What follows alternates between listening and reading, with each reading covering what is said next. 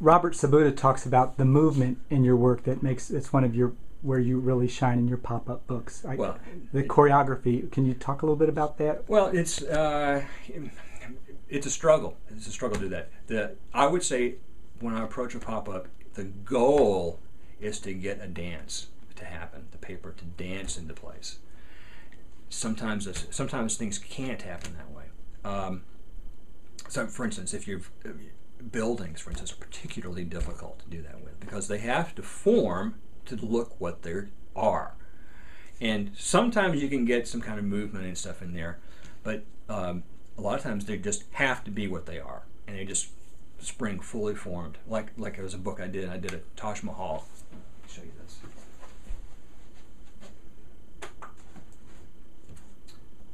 Okay. Taj Mahal.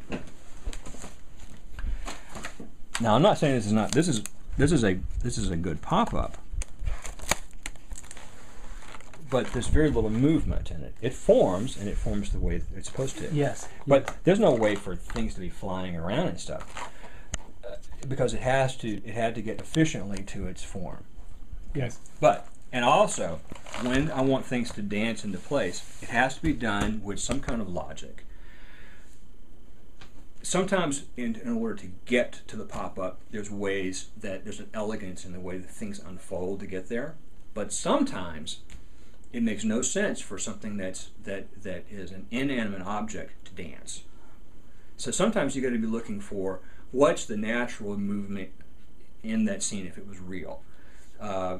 Is there an animal? Is there a person? Something moving inside that pop-up? That's when you can really start working on it.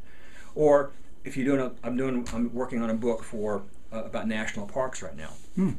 And so far we've done the Grand Canyon and we've done Smoky Mountains. Smoky Mountains has lots and lots of wildlife, but in order to do a pop-up of Smoky Mountains, to show why it's called the Smoky Mountains, you have to pull way, way back and show some low hills, and you see some hills off in the distance, and you see this fog almost makes islands out of the tops of the peaks. Mm-hmm. And I wanted that to be the main pop-up. So what moves? There's not a lot of movement in that. It forms and stuff, and so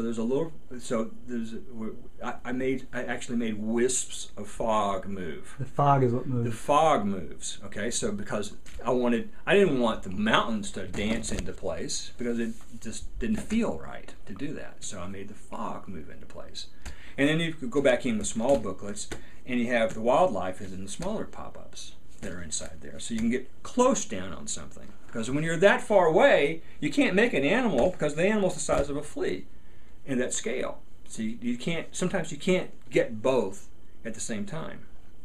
You have to make decisions. If I want the grandeur of a scene and I have to stand so far back, I can't get that intimacy. So I have to go back in with some other thing, like a smaller interactive pop-up, a booklet or something that has that possibility to zoom in on something, so that. You're thinking like a movie director, movie maker. Yeah. And all those same issues. And you did the same thing with Harry Potter. Yes. Now Harry Potter is that Hogwarts scene actually, if there is some movement and dance in there because because what's happened here, I had so many buildings. But look, if I had one building, like for instance this little guy right here, it forms just like the Taj Mahal did in a way. It's just static. It's the interplay of all these different buildings that allowed that dance to happen because now they're forming elegantly into place. Okay? But if it was just the one building, I wouldn't be able to do that because I can't have that part of the building swinging into the place. It just wouldn't look right. So it all has to coordinate. Has to coordinate, yes. This little tower right here was the most difficult part of this. Had to get it to stand up all by itself back there. Oh, That was it was a real problem for a while. It took me a long time to figure out exactly how to approach that. You got it supported by it's this supported piece by this little piece had to be back in. Buttress. It's a buttress, yes, and this is a prime example of how this piece of paper makes that piece of paper move. Whoa. And of course, and then when they come in here, it took a long time to keep these two spires from banging into each other. What's the exact way to do that? Or at the same time, this little thing right here started banging into this guy. So there was a lot of adjustments to make this work and still look like it had to look. That was a real challenge. It's one thing to make up a building or a castle. You can do anything you want. That building, that turret's not going to work there. Move it. Put it somewhere else. But when you've got a real building, or you've got a real image of a building, like Taj Mahal or the Hogwarts Castle that you've seen in all these movies, it has to look like that. You can't decide that the tower is going to be over there. People already know where the tower is. You can't do that. So it makes it very difficult. I think buildings are the most difficult thing to pop because of that.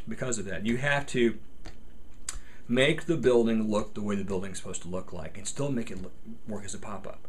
And sometimes it just doesn't work. Sometimes I get a project for a building and I go, there's no way. This building is not poppable. Go to plan B. Some other subject. Yeah, you can't. This building cannot be popped, as far as I'm concerned. There's no structures in the right places, especially with modern modern architecture. There's a lot of things that have hidden structures and stuff, but the paper has to have something lifting it, when in reality for us architecture it doesn't have to have that. There's a thing doing this, and it's floating over space. Pop-up has to have something up there holding it.